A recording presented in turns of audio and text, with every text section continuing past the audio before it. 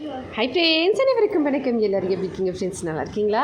முதல்ல ஒரு 2 கப் அளவுக்கு அடுப்பு மேலே பால் வச்சுக்கலாம். பால் நல்லா சூடாகும் போது 1 ஸ்பூன் அளவுக்கு சீரகத்தை வெறும் கடாயில் வறுத்து எடுத்துக்கலாம். நான் வந்து வெறும் கரண்டியில் வறுத்துக்கிட்டேன். வறுத்துட்டு லைட்டாக நம்ம அப்படியே இடிச்சிட்டு சேர்த்தா ரொம்ப நல்லாயிருக்கும். நான் வந்து அப்படியே சேர்க்குறேன். ஏன்னா இது வறுத்த அப்புறமா நல்லா கிறிஸ்பியாக ஆகிடும். நம்ம அப்படியே கூட சேர்த்துக்கலாம். இதை சேர்த்துட்டு இந்த பாலை நல்லா கொதிக்க விடலாம். கொதிக்கும் போது இதில் கொஞ்சமாக சர்க்கரை சேர்த்துக்கலாம்.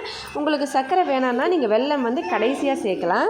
இப்போ சர்க்கரையையும் சேர்த்துட்டு இதோட கூடவே நான் வந்து ஒரு 1/2 கப் அளவுக்கு அவலை நல்லா ஊற வச்சுருந்தேன். அதையும் இதோட சேர்த்துக்கிறேன். இதையும் சேர்த்துட்டு நல்லா இப்போ வேக வைக்கலாம்.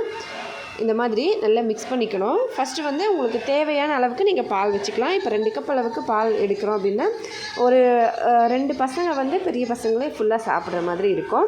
உங்களுக்கு அளவுக்கு ஏற்ற மாதிரி நீங்கள் செஞ்சுக்கலாம். ஃபஸ்ட் டைம் ட்ரை பண்ணும்போது கொஞ்சமாக செஞ்சு கொடுங்க குழந்தைங்களுக்கு. அவங்க விரும்பி சாப்பிட்டாங்கன்னா அதுக்கப்புறமா நீங்கள் நிறைய கூட செஞ்சுக்கலாம்.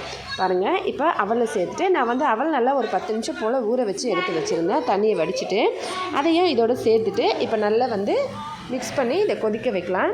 நல்லா கொதித்து கொஞ்சம் கெட்டியாகிற அளவுக்கு நம்ம கஸ்டர்சி வந்த அப்புறமா அடுப்பை ஆஃப் பண்ணிவிட்டு இறக்கிட்டு இதை குழந்தைங்களுக்கு கொடுக்கலாங்க. இதில் கடைசியாக கொஞ்சமாக மிளகு பவுடர் மட்டும் ஒரு 2 சிட்டிக்கு மேலே அப்படியே தெளித்து விட்டுட்டு எடுத்துக்கலாம். அதுக்கப்புறமா குழந்தைங்களுக்கு கொடுங்க. இதை ஈவினிங் டைம் இல்லைனா காலையில் டைம் எப்போ வேணாலும் குழந்தைங்களுக்கு கொடுக்கலாங்க. கண்டிப்பாக நல்ல வெயிட் போடுவாங்க, நல்ல பசிக்கும். நம்ம சீரகம் மிளகு பவுடர்லாம் சேர்த்துருக்கிறதுனால குழந்தைங்களுக்கு ஒரு ஹெல்தியான வெயிட் கெயின் பேபி ஃபுட்டாக இருக்கும். ட்ரை பண்ணி பார்த்துட்டு மறக்காமல் எப்படி இருந்ததுன்னு சொல்லுங்கள் ஃப்ரெண்ட்ஸ். அவ்வளோதான், இது ரெடி ஆகிடுச்சு. இப்போ நான் கொஞ்ச நேரம் கொதிக்க வச்சு அதுக்கப்புறமா அடுப்பை ஆஃப் பண்ணிவிட்டு இறக்குறேன்.